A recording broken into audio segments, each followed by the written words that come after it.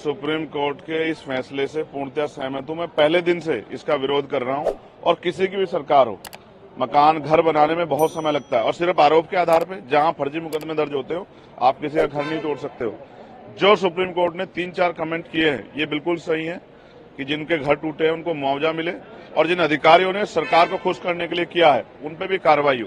ऐसे कैसे, जब न्यायपालिका है तो आप जज कैसे हो सकते हो? कल हम ताकत में होकर किसी गरीब का घर गिराएंगे तो ये क्या न्याय होगा? नहीं। जब न्यायपालिका है तो न्यायपालिका के अधिकार को अगर सीज करने काम सरकार करेगी तो न्यायपालिका को ठोस कदम उठाना चाहिए, सरकार पे भी कार्रवाई करनी चाहिए, उनकी मंशा को भी देखना चाहिए कि उनकी मंशाएं कैसी हैं। यहाँ भी अयोध्या में भी लोग घरों में बुलडोजर चले और उसका खामियाजा लोकसभा के चुनाव में भारतीय जनता पार्टी ने उठाया भी। सुप्रीम कोर्ट का ये कहना कि दोषी और आरोपी को सजा दीजिए, लेकिन उसके घर वालों को सजा देना, जब मन आए आर्बिट्ररी तरह से घर को तहस नहस कर देना, घर को ढहा देना, ये जो बुलडोजर जस्टिस, ये जो गुंडागर्दी सरकारें कर रही थी, इस पर रोक लगाने का काम सुप्रीम कोर्ट ने किया है। मैं आशा करती हूं कि उत्तर प्रदेश की और उनका अनुसरण करती हुई तमाम भाजपा की सरकारें ये कुकृत्य बंद करेंगी। अब आप दोषी को सजा दीजिए, आप आरोपी के खिलाफ जांच करिए, लेकिन उसके घर वालों को, उसके माता पिता को, उसके बच्चों को इसकी सजा देना कितनी नैतिकता है ये आप मुझे बताइए। और अगर ऐसा है तो न्यायपालिकाओं पर ताला लगा दीजिए।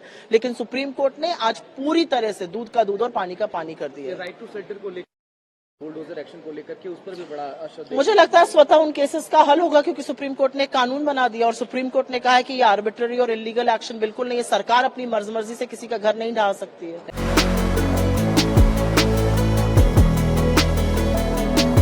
सबसे पहले तो शुक्रिया अदा करता हूं माननीय सर्वोच्च न्यायालय का कि इस देश में एक ऐसी नजीर बना दी गई थी, एक ऐसी परंपरा डाल दी गई थी कि एक व्यक्ति को बुलडोजर बाबा के नाम से महिमा मंडन होता था।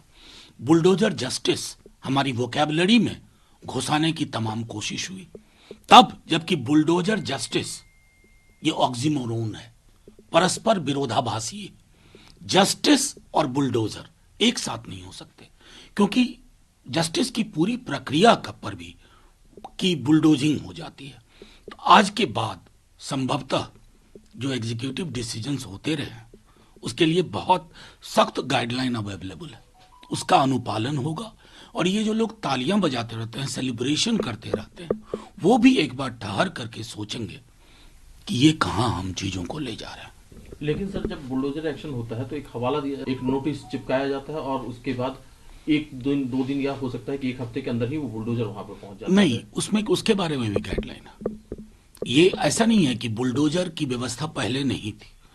आप स्कटल करते हैं पूरे प्रोसेस को अनफोल्ड होने दीजिए ना, नोटिस दीजिए, रिस्पांस का वक्त लीजिए, फिर करिए। आपने तो इसको एक डॉग विसिल पॉलिटिक्स का इंस्ट्रूमेंट बना के रख दिया कि डॉग विसिल पॉलिटिक्स कैसे करनी है, ये बुलडोजर के माध्यम से। बुलडोजर जस्टिस, बुलडोजर बाबा, बुलडोजर की जय। मैं ये बताने की कोशिश कर रहा हूं कि शायद इन प्रवृत्तियों पे अब विराम लगे। माननीय सर्वोच्च न्यायालय के इस आदेश का हम सब लोग सम्मान करते हैं और माननीय सर्वोच्च न्यायालय को धन्यवाद ज्ञापित करते हैं। निश्चित तौर से इस देश का प्रत्येक नागरिक जो अमन चैन चाहता है, जो भाईचारा चाहता है, जो समाज के अंदर सबको साथ लेकर चलना चाहता है, वो इसको स्वागत करेगा। निश्चित तौर से माननीय सर्वोच्च न्यायालय ने जो कहा कि दोषी होने के बाद भी घर नहीं गिराया जा सकता, क्योंकि पूरा घर दोषी नहीं है। उस घर में केवल वही एक व्यक्ति नहीं रह रहा है, उसकी माँ है, उसके पिताजी हैं, बहन है, पत्नी है, बेटी है, बच्चे हैं, तो पूरा परिवार दोषी नहीं हुआ ना। तो मैं समझता हूँ कि बहुत ही अच्छा निर्णय है सर्वोच्च न्यायालय ने। और ये जंगल राज, जो योगी का जंगल राज चल रहा था, उस जंगल राज को पूरा खत्म करने का कार्य किया है। उस पर एक मजबूत ब्रेक लगेगी माननीय सर्वोच्च न्यायालय के इस आदेश से। हम सब लोग स्वागत करते हैं, दिल की गहराइयों से अभिनंदन करते हैं। एक और अभी तक ध्वस्त किए गए उनको भी मुआवजा देने की बात है, क्या लगता है सरकार नहीं, इसमें निश्चित तौर से बहुत अच्छा निर्णय है कि जिनके मकान गिराए गए, गरीब व्यक्ति सालों साल की कमाई इकट्ठा करके तो कोई मकान बनाता है, कोई व्यक्ति हो, हम हो, आप हो, कोई भी, सालों की कमाई लग जाती है एक मकान, एक कमरे बनाने में, उसको गिरा दिया, अब वो परिवार तबाह हो गया। तो निश्चित तौर से उसको और मुआवजा आज की डेट में, आज की तारीख में उसको मिलना चाहिए, आज की रेट में मिलना चाहिए। और जो अधिकारी जो उस पर कार्रवाई किए हैं, माननीय सर्वोच्च न्यायालय ने भी आदेश कहा कि उनके ऊपर कार्रवाई करें या उनसे वसूली की जाए। कि सुप्रीम कोर्ट ने क्या टिप्पणी की है और इस सरकार का जो बुलडोजर प्रतीक बन गया था उसके खिलाफ